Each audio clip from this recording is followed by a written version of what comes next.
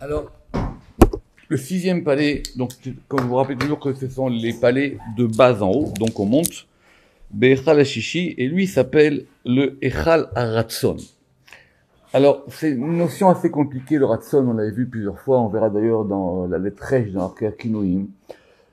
C'est vrai qu'on traduit en général comme étant la volonté. Mais en hébreu, ça veut pas dire simplement la volonté. Ça veut dire aussi agréer une chose. Quand on dit dans la tfila Retse Vachalitzenu, ça veut dire que Dieu, il agrée. C'est presque la bienveillance. Mais ça veut dire aussi rotse, parce qu'en fin de compte, quand je veux une chose, je veux qu'elle soit agréée, ou je veux qu'elle soit accomplie. Donc c'est tous ces sens-là. Donc c'est vrai que si on dit le palais de la volonté, il faudrait déjà mettre une majuscule, ou en tout cas dire le palais de l'agrément, peut-être même le palais de l'amour, on verra, mais le palais de l'amour, on l'a déjà vu, et effectivement avant, c'est Chalava. Et c'est un palais très important, puisque maintenant on est monté dans les degrés très, très hauts.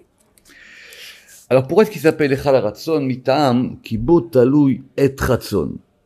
Parce que de ce palais va dépendre le moment du Ratson. Alors, on va être précis. Nous, on avait vu les palais comme étant, on va dire, une architecture. Pour la première fois ici, le Ramak, au nom du Zohar, il va raccorder les palais au temps.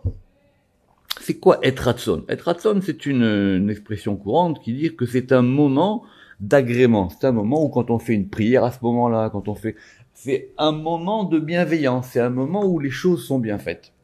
Ou en tout cas, où les choses sont vues d'une manière positive. Mitam ki botalouy et ratson vetov lev, et c'est ce et ratson, ce moment de ratson, vetov lev et de bon cœur, les chol davar pour chaque chose, pour le chol sheila pour toute question, pour le chol tefila et pour toute prière.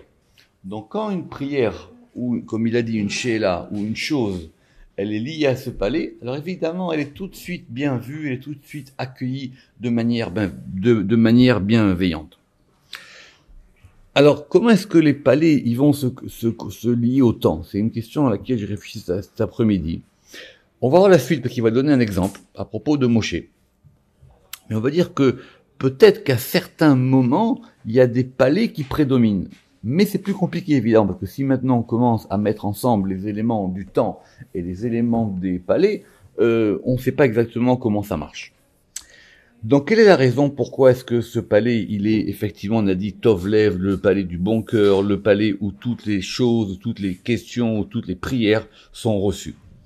Et la raison en est qu'il bo yichud Tiferet et Malchut, parce que c'est dans ce palais qu'il y a l'union de Tiferet et Malchut, mais ça, on l'expliquera plus tard, qu'Asher Never Bebezrat Atori Yishwatenu, comme on l'expliquera plus tard. Parce qu'effectivement, encore une fois, si on veut associer les palais aux Séphirot, vous voyez bien que ça fonctionne pas. Parce qu'ici, il a dit que c'est le palais de l'union du masculin et du féminin de Tiferet et Malchut. Ou le Ficha, et c'est pourquoi, Bo, c'est-à-dire quoi Bo ici? Bo, ça veut dire dans ce palais, ou par rapport à ce moment. Nistalek Moshe Rabbeinu alav shalom be'et ratson, c'est à ce moment-là que Moïse a quitté ce monde, et c'était un et ratson. Or ça c'est connu, quand c'est que Moïse il est mort Shabbat. Vous savez qu'il y a 3 personnes qui sont mortes Shabbat, et plus exactement Shabbat après-midi. D'accord, il y a David Amelech, c'est connu, c'était le jour de Shavuot, et il y a aussi Yosef. Et c'est la raison pour laquelle, au moment de Mincha, le Shabbat, on fait cette fameuse prière, Va'ani tefilati lecha Hashem et ratson. Et on dit maintenant c'est un et ratson, et ce moment-là. Ce moment-là, il est expliqué dans le Zohar, il est expliqué dans la Hydra, il s'appelle Rava des Ravin, c'est-à-dire la volonté des volontés. C'est le moment le plus haut, le plus fort de toute la semaine, à tel point que ça a généré un repas supplémentaire, qui est un repas très important, qui s'appelle la Seuda Shlishit. Donc, on voit bien ici que si on relit, et c'est pourquoi et c'est pour ça que Moïse, il est mort à ce moment-là. Pourquoi il est mort à ce moment-là? Parce que c'est pas un moment de din. Normalement, quand une personne, elle meurt par rapport à un din. Or là, il est mort, comme c'est expliqué par la suite, qui met beneshika, parce qu'il est mort par un baiser. Sheu neshikat isha ve'ba'ala, et c'est le baiser d'un homme avec une femme. Donc c'est une histoire très connue, le Rama qui va revenir là-dessus, que normalement, la mort, ça fait mal. Et la mort, comme il dit Zohar, c'est le malach hamavet. il vient et il fait la shrita de la personne, quelle que soit la personne. Et certains justes, et certaines personnes, la Gemara d'ailleurs, elle fait une liste, ils ne meurent pas par rapport à la shrita de Malach HaMavet, et ils meurent par un baiser, et par un baiser céleste. Donc c'est la raison pour laquelle Moshe, il est mort à ce moment-là. Ou Be'echalazé, Vav, et donc dans ce 6e palais, il y a 6 portes, les Shesh Ketzavot, qui correspondent donc aux 6 directions, Arba les Arba Ruchot, mais les 6 directions ici c'est quoi? Ce sont les 4, nord, sud, est, ouest, les 4 directions du monde, ou Mala ou Mata, et le haut et le bas. Alors, ou Memone Echad Gadol Memone Al Kulam, et toujours on a un préposé principal, donc le préposé principal qui est préposé sur tous, lui s'appelle Raziel. On va pas dire, enfin son nom est connu, on attribue même des livres, c'est notre histoire, est-ce que ce livre il existe ou pas, ou est-ce qu'on peut se fier dessus, qui s'appelle le livre de Raziel à Malach. Et Raziel ça veut dire quoi? Ça veut dire Raz, c'est un secret en araméen, et donc Vekol Razé Sodot Torah, et donc tous les mystères des secrets de la Torah, Tahat Yado, dépendent de ce préposé. Ou Patrim Elu Amdim Leidgalot, et lorsque ces portes, donc les portes de ce palais, elles se dévoilent, Ki Kaacher Em Midgalot, parce que lorsque ça va se dévoiler, Kol Haechalot Midgalot, ça dévoile du coup tous les palais, d'en dessous. Vekol HaMeorot, et donc tous les luminaires de chaque palais. Vekol haruchot, et tout, donc, vous vous rappelez, on a dit les esprits, les directions de chaque palais. Nigalim, elles se dévoilent, que chez Sha'arei Ratzon Iftachim, lorsque les Sha'arei Ratzon s'ouvrent. D'accord? Il y a un moment aussi où on dit Sha'arei Ratzon, par exemple, c'est ce moment de la Neila. D'accord? Et Sha'arei Ratzon. Ou aussi peut-être à Rosh Hashanah, mais en tout cas le moment qui est appelé Et Ratzon, le moment de volonté d'agrément, c'est Shabbat Mincha. Et donc dans ce palais, Be'echalazé, Nimsaru Neshamot, c'est là-bas qu'ont été déposées les âmes par exemple de Rabbi Akiva, Vechaverab et de ses compagnons, Vechola Aneragim Be'avat Konam, et tous ceux qui sont morts pour l'amour de leur maître, d'accord, ce sont les fameux 10 qu'on rappelle à Tisha B'Av, etc., les 10 qui sont morts, les Asara Harugei Malchut, les 10 qui sont morts par des persécutions et qui l'ont fait uniquement par amour. Et donc ces âmes-là, chez Enam Nichnasim Benahar Dinur, elles ne passent pas par le chemin conventionnel. Le chemin conventionnel, c'est quoi? C'est ce fameux, vous vous rappelez, Nahar Dinour, c'est-à-dire ce fleuve de feu. Et dans ce fleuve de feu, on est purifié. Mais ça fait un peu, c'est chaud, quoi. D'accord? Donc, c'est un fleuve de purification. Ma she'enken b'shar haneshamot, alors qu'effectivement, eux, ils passent pas par là, ce qui, évidemment, n'est pas le cas des autres âmes que des pirachnos. Donc, c'est ceux qui meurent avec le baiser. Ou ceux qui sont morts par Ahava. Ve'echalazé. Et de ce palais, Otsi Yudbet Meorot vont sortir 12 luminaires. Mitam, pourquoi? Sheu Kolel, parce que il est totalisé. Mishisha Echalot Atartonot, des 6 palais inférieurs. C'est encore une preuve de plus que les palais sont imbriqués les uns les autres. Ouais. Donc lui, il contient les 6, ou Mishisha Elionot et des 6 supérieurs. Alors comment il peut y avoir 6 supérieurs? Que nous on a dit qu'il n'y avait que 7. Donc, comment il y a 6 au-dessus? Si tu veux, on verra cette question plus tard. Vekacher Yudbet Ameorot. Et lorsque ces 12 luminaires, Olim, ils montent, ou Mitnotetsim, et ils étincellent, Motsim Arba Chayot, ils vont faire sortir 4 Chayot. D'accord? Pourquoi? Parce que 4 x 3, 12. Vekulam Nichlalim, et toutes, elles sont totalisées dans les 12. Kederech Degle Amidbar, comme c'était le cas par rapport au drapeau du désert. C'est quoi l'histoire du drapeau du désert? C'est que lorsqu'il se déplaçait, il se déplaçait en ordre. Et il y avait 4 drapeaux. Et sous chaque drapeau, il y a quoi? Il y a 3 tribus. D'accord? Donc ça, c'est connu, c'est dans la Torah. Et c'est comme ça qu'on voit que chaque tribu, comment est-ce qu'elle se place. Et effectivement, il y avait le Aaron au centre. Et donc, Bederer, je reprends, Bederer Daglé, Deglé Amidbar, qui sont 4, ou mitralkim les yudbet, et qui vont se diviser en 12. Il y avait 3 tribus par élément. Kol echad les gimel, et chacune en 3. À Dalet Aniskarim, les 4 qui sont mentionnés, kulam nichlalim keechad, ils sont tous totalisés en 1. Ke egoz azé chez mithalek les arbarachim, à l'exemple d'une noix, et la noix, elle se divise en 3 parties. Vous savez que l'histoire, c'est connu que la noix, elle a une écorce dure, elle a une écorce souple, et elle a le fruit elle-même. Venichlalim keechad. Et alors, keego zazé, j'ai mitralek les arbarachim, parce qu'effectivement, il y a 3 membranes. D'accord? Il y a 3 membranes dans la noix. Ou mitamze. Et c'est la raison pour laquelle ce palais, on va lui donner un autre nom, et on va l'appeler Ginat Egoz, le jardin du noyer. Et où c'est expliqué ça? C'est expliqué dans le Shirachirim. El Ginat Egoz Yarati. Je suis descendu, c'est dans le Cantique des Cantiques 6.11. El Ginat Egoz Yarati, je suis descendu dans le jardin du Egoz. C'est expliqué ça dans Shirachirim, et là-bas aussi dans Shirachirim, dans le ordre de Shirachirim, on explique là-bas quels sont les différents palais et les différentes pièces de ce Ginat Egoz. Et c'est quoi ce Ginat Egoz? Eh ben, c'est le fameux jardin, Zehagan, Shakadosh Baruchu Mishtashar Imatzadikim, où le Saint béni soit-il, il se réjouit, il se délecte avec les justes, Beyichu Tiferet et Malchut, dans l'unification de Tiferet et Malchut, et c'est ce moment-là qui correspond aussi, par exemple, à Tikkun Chatzot. Les 4 qui sont les Arba Rochot. Donc maintenant, on a dit qu'il y avait 4 Memunim, 4 préposés, qui correspondent aux 4 directions. Le premier, à Echad et Tzad Darom, le premier qui est du côté sud, et qui est donc à droite, il s'appelle Michaël. Et c'est quoi la fonction de Michaël? Michaël, c'est connu, c'est le prince qui est l'avocat d'Israël. Azé ou apotropos chez l'Israël. Amelamed alehem Sanegoria, c'est lui qui va les défendre. Liot Nitsulim, mais qui trouve à Klippa, et qui va les protéger des accusations des écorces.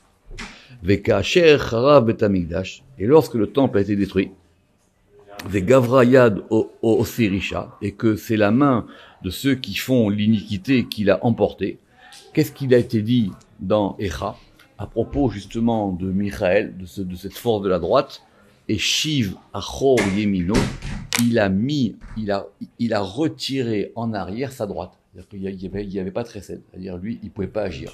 La droite, elle est partie en arrière. On avait déjà expliqué ça dans le Zohar. Véhou, et donc parce que Michaël, il est Yonek, il puise ses forces du côté du Chesed. Du côté nord, Betat Safon, Omed Maor Sheni, il va y avoir un deuxième luminaire. Et lui, il est préposé, où il se tient, Véhou Omed, la Kachat Din, pour prendre la rigueur, Mitzad Echal Revi, du côté du 4e palais. Vous vous rappelez qu'il s'appelait le Echal Srout. Et qu'est-ce qu'il fait? Venoten adin les malach mamouné, et il donne le din à l'ange qui est préposé à la pétard, à la porte, qui est déchiyiten la melachim omdim besadatuma, afin qu'il le donne aux anges qui se tiennent eux du côté de l'impureté. C'est quand quelqu'un il a été jugé par des mauvaises choses, c'est par ça que va passer les éléments pour le punir. Qui ou Yonek, parce que lui il puise du côté de la Gvura, et lui s'appelle Gabriel. Gabriel, ça vient de Givura. C'est l'ange Dieu. Ou l'ifamim, ou be'atzmo dan et adam. Et quelquefois, c'est lui-même qui va juger l'homme. Ve'eno nimsa les klipot. Et il dit, je préfère le juger moi que de le donner aux forces des klipot, des écorces. Et ça s'appelle des épreuves d'amour. C'est-à-dire qu'on éprouve la personne, mais c'est pour le bien. Au moins, c'est pas passé de l'autre côté. Et la raison en est, parce que même dans Gabriel, il y a le nom El. Or, le nom El, il est lié à Chesed. Donc, même du côté de Gabriel, il y a du Chesed. Qui ou Kaloul, Mitzad Chesed. Mais la reine Nikraël, c'est pour ça qu'il s'appelle El, Gabriel. Il s'appelle Michael. Donc, un, il est Chesed, et l'autre, il est Gvura, Chesed. Mais la reine, et c'est pourquoi, Kol Maka ou Maka, chaque coup qui va venir chez Ba'a Mitzad du côté de Gabriel, Karov Litrapot, c'est quelque chose qui peut se guérir. c'est quelque chose qui peut s'arranger. Qui maka ou refoua, parce que le coup et la guérison, achuzim zebazé, c'est lié l'un à l'autre. D'accord? Il y a marqué que Dieu, il donne pas une maka s'il n'y a pas d'abord la refoua, etc. Il n'y a pas le médicament. Exactement. Vers malachazé. Et cet ange-là, il est aussi préposé à la grossesse. Mais mouné à l'erayon, c'est-à-dire, ça veut dire quoi? Chez nos tel atipa, quand il y a une conception, il prend la goutte, ou ma'alé otal et mala, et il va la faire monter en haut, et c'est le Saint béni soit-il, la Kadosh Baruch Hu, qui va décider et qui dira, celui-là il sera chacham, celui-là il sera sage, ou tipèche, ou celui-là il sera un bourricot. D'accord? Oui, c'est décidé, etc. La preuve, c'est que maintenant qu'on va voir ces mamounim là, qui sont les mamounim les plus connus, d'accord? On a dit qu'il y avait Raziel, il y avait Michael, Gabriel, et donc on a beaucoup de textes du Zohar qui en parlent. Par exemple, c'est comme ça, c'est expliqué dans Shemot, dans Parashat Shemot, mais les Shono. Qu'est-ce qui est marqué là-bas? Tanina, on a enseigné. Besha'ata de Tchalet Goufa de Tzadik. Lorsqu'est enfanté le corps d'un juste, Be'ay Alma dans ce monde, Kucha Berichou Karel et Gabriel, le Saint béni soit-il, il appelle Gabriel. Venatal a inishmata. Et donc, ça veut dire qu'il y a un corps en bas, et maintenant il faut faire venir une âme. Donc, on appelle Gabriel. Venatal a inishmata. Et lui, il prend une âme, di Beginta, qui est dans le jardin. Venartala, et il a fait descendre les Haïgoufa, dans ce corps du juste. Des Tchalet qui va naître. Donc, c'est lui, il dit, ah, lui, ça va être un juste. Donc, c'est Gabriel qui est chargé, il va prendre une âme en haut et il la descend en bas. Dit Tchalet Be'ayalma, veille pas qui d'aller, et il va donc surveiller cette âme et ce corps, vénatir là, et il va la protéger. Ah, vehitema ou malacha deitmana, le Zohar dit, mais je comprends pas pourquoi tu m'as dit que c'est Gabriel. Alors peut-être que, parce qu'on a d'autres enseignements. Et si tu me dis, Aou malacha deitmana al ruchirun de tzadikaya, que l'ange qui est préposé aux esprits et aux âmes des justes, il a un autre nom, il s'appelle Laïla. D'accord? C'est pour ça que Laïla, ça veut dire à la fois la nuit, mais on verra si Dieu veut. Ah, je ne sais pas s'il a... non, il n'avait pas ramené dans la lettre Lamed, mais Laïla, c'est aussi le nom d'Amalach. Laïla Shemé. Alors il dit que non, normalement, il s'appelle Laïla, Ve'atamarta dit Gabriel, et toi tu me dis que c'est Gabriel. Achi ou Vadaï, il en est ainsi, assurément. Begin parce que, Deate Misitra Desmala, parce qu'il vient du côté gauche. Vekolman Deate Misitra Desmala, et tout ce qui vient du côté gauche, Achi Ikri, c'est comme ça qu'il s'appelle. Parce que là c'est la nuit, donc c'est aussi lié à la Gvora. Ou Pirouche, explication. Qui kol anishpa minadin, tout ce qui est influé depuis le din, ça s'appelle Laïla. La preuve, Vata, qui midat Laïla, que la mesure de la nuit, elle est la mesure du din. Alors, comment tu m'as dit que c'est Laïla et comment tu m'as dit que c'est Gabriel? Parce qu'ils ont la même gematria en mispar katan. Alors, 2 minutes, c'est quoi le mispar katan? Ce qu'on appelle le petit compte. En gros, c'est-à-dire qu'on retient que les dizaines. Alors, j'ai fait le calcul pour vous. C'est-à-dire que Laïla, c'est Lamed, Yud, Lamed, et. Normalement, c'est 30 plus 10 plus 30 plus 5. Mais qu'est-ce qu'on fait? On prend que les dizaines. Donc, ça fait 3 plus 1 plus 3 plus 5, ça fait 75. Donc, si le compte complet, il fait 75. Et donc, on fait 7 plus 5 et ça fait 12. Quand à chaque fois, on réduit. Et si on prend Gabriel, c'est 3 plus 2 plus 200 plus 10 plus 1 plus 1 plus 30. Et quand on fait les dizaines, on atterrit, on a aussi 12. Donc, c'est pour ça que les deux noms sont liés. Le mispar katan, on verra ça, c'est une manière de calculer de la gematria. Les Tikkun Zohar s'en servent beaucoup. Ou mitzad à Mizrach. Et du côté maintenant de l'Est. Omed Maor Shishi. On va avoir un troisième luminaire. Et lui, donc, il est Yonek du côté de Tiferet. Donc, vous vous rappelez, donc on a Michael qui est lié à Chesed, Gabriel qui est lié à Gvura, mais c'est aussi du Chesed.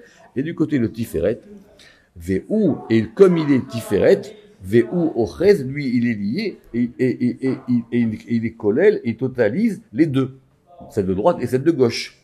Ve'kolel b'shnei ha'meorot ha'eleh kedei ha'sfira, comme la sfira, de la manière que Tiferet, c'est lui, il est Tiferet, il est lié à la fois à la droite et à la gauche, puisqu'il est au centre. Et lui s'appelle Sarah Refoua, et lui s'appelle le prince. Alors c'est compliqué, vous allez voir ce qui va arriver ici, c'est pas aussi simple que ça. Évidemment, il s'appelle Raphaël. Veu maskir les Refoua, et c'est lui qui va mentionner la guérison. Kol otam acholim, de tous les malades, chez Nishrachu bacholim, qui sont dans des longues maladies. Veu ma'ale zichronam les malades, et lui il dit attention, mais lui tu l'as oublié. Lui, ça fait longtemps qu'il est en haut, et il dit, et c'est lui qui va rappeler en haut tout ce qui, le fait qu'on doit s'occuper d'eux. Raphaël, et donc il s'appelle aussi Raphaël. Notez que Raphaël aussi, il y a le Shemkel, donc il y a aussi du côté Chesed. Mais maintenant, il n'y a pas que lui qui s'occupe de la réfoua. C'est pour ça qu'il faut faire attention avec ces histoires-là. C'est pour ça que nous, on ne s'occupe pas de ces histoires d'anges, parce que c'est trop compliqué. Parce que la réfoua qui vient de Raphaël, donc c'est-à-dire qu'il y a des réfouas, vous vous rappelez qu'on a vu que plus haut, dans les autres palais, il y avait de la guérison qui venait de l'autre côté. La réfoua qui vient de Raphaël, réfouat din, elle vient du côté du din. Behozek, avec force, qui ou yonek refoua, parce que lui, d'où est-ce qu'il va tirer ce principe de guérison? Mitzad yamin, du côté droit, vedochak, et la force du côté gauche. Velachen a refoua mitzadze, et donc c'est pour ça que la refoua de ce côté-là, elle a cholé bedochak rav, elle est pour le malade, mais avec une grande force. C'est-à-dire c'est de la refoua par la voix.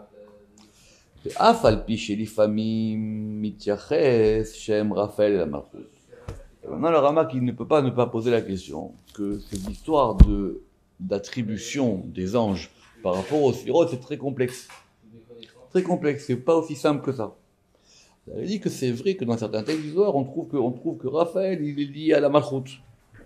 Et s'il est lié à la Malchut, il est lié à l'ouest, à la Maharav.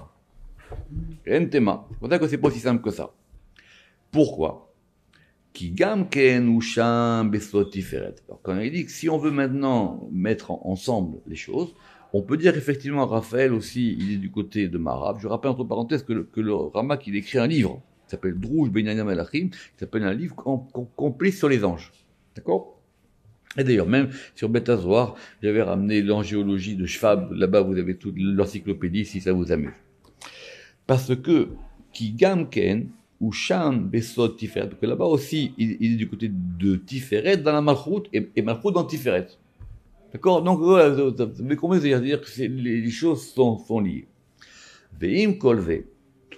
Et malgré tout ça, Rov divrei Rabbi Shimon Bar Yochai, la plupart des paroles de Rabbi Shimon Bar Yochai, dans le Sefer HaZohar, Maskimim Shemze, elles vont attribuer le nom de Raphaël à Tiferet, et donc à l'est, comme il dit Pirachno. Donc ce que je vous ai dit, c'est très compliqué dans le Zohar, des fois c'est marqué d'une manière, des fois c'est marqué d'une autre manière. Donc si maintenant on a nord, sud, est, il nous manque ouest. Donc quand on est sur un compte de 4, le quatrième, c'est quoi? Évidemment, c'est la dernière direction qui nous reste, c'est-à-dire l'ouest, parce qu'on a fait nord, sud, est, il nous manque l'ouest. Et si c'est la quatrième, c'est sur un mode de 4, donc la quatrième, c'est Malchut. D'où tous les problèmes qu'on a avec, par exemple, quand on va voir, quand on a vu dans Maaseh Merkava. Dans Maaseh Merkava, quand on a 4, vous vous rappelez, c'est quoi alors? Quand on a 4. Alors, une petite parenthèse.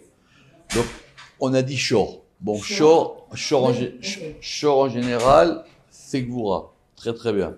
Après, qu'est-ce qu'on a? L'aigle. Alors, l'aigle, il est où maintenant? Eh oui, l'aigle, il est où?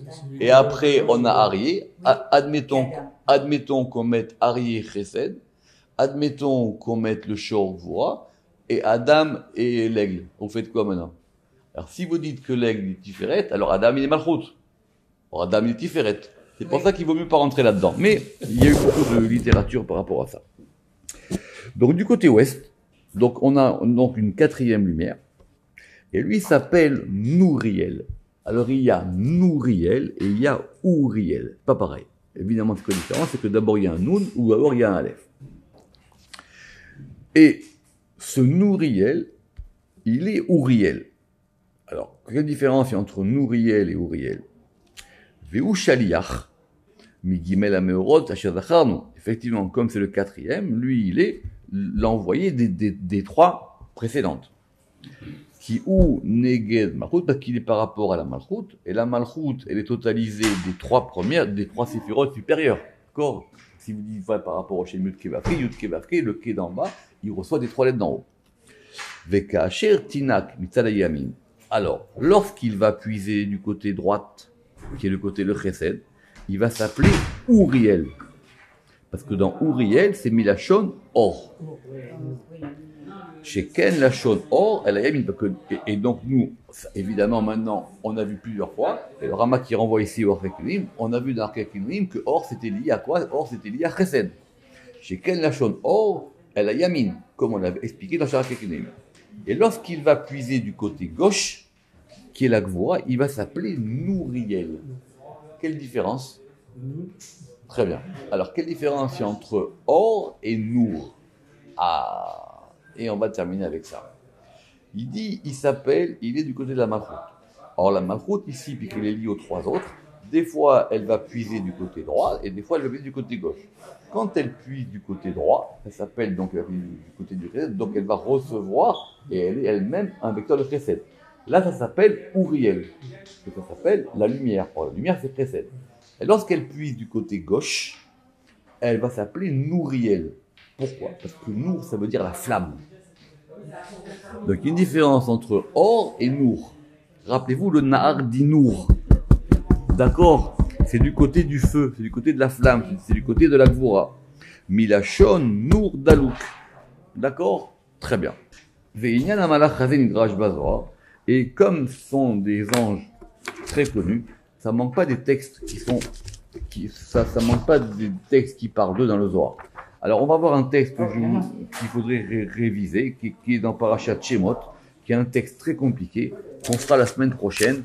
Baruch Adonai Le'olam, Amen, Amen.